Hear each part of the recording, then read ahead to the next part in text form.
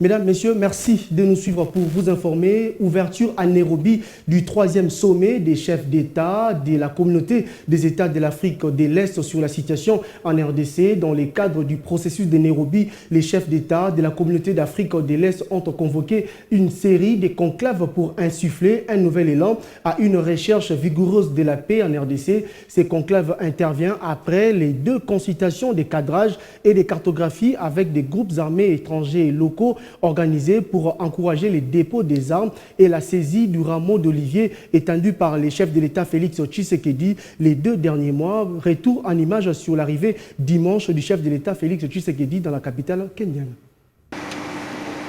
En descendant les marches de son avion présidentiel à l'aéroport international Jomo Kenyatta, le président de la République, Félix-Antoine Tshisekedi Tshilombo, s'est fait une idée claire de ce qu'il va dire à ses pairs de la communauté de l'Afrique de l'Est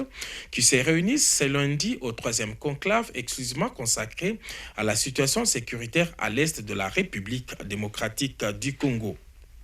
La dégradation de la situation au Nord Kivu à la suite de l'agression avérée des troupes rwandaises qui opèrent sous la bannière du M23 à Bunagana a poussé les chefs d'État de la communauté à accélérer la mise en place de la force régionale.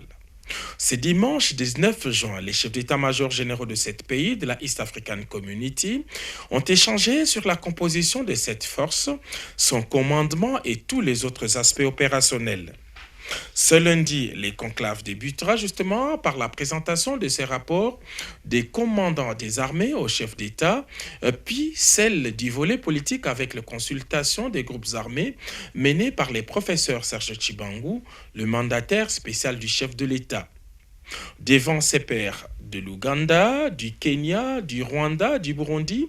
du Sud-Soudan et de la Tanzanie, le président Félix-Antoine Tshisekedi Tshilombo va dénoncer le double jeu de certains voisins et surtout exiger le retrait immédiat des troupes étrangères du sol congolais.